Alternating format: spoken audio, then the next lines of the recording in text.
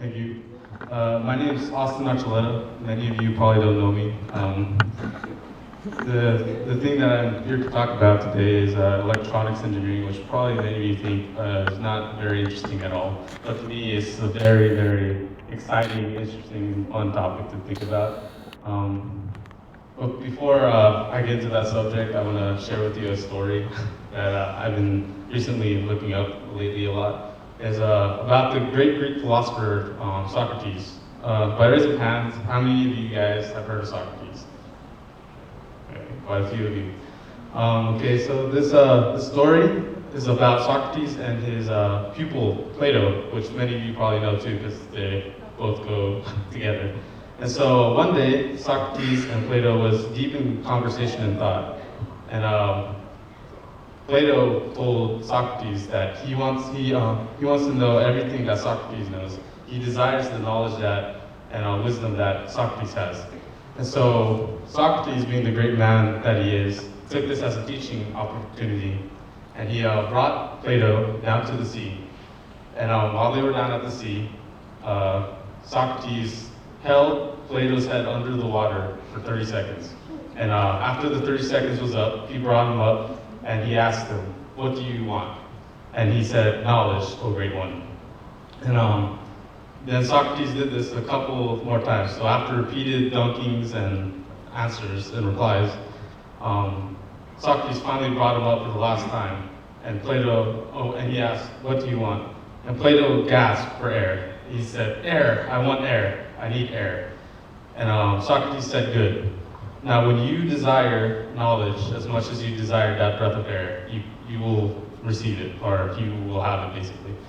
And so I can relate to this story because my desire to know how electronics work and how they can help people do amazing things is like a hunger or like an endless aching need for me. I think it's just so interesting. And the first time that I actually started getting interested in this kind of stuff was when I was very young. It started at a young age when I was 7 years old. And it was on my 7th birthday when I received my first handheld gaming device. Many of you guys probably had one or know about it. This is called the Game Boy. And so this Game Boy was very popular amongst the younger people.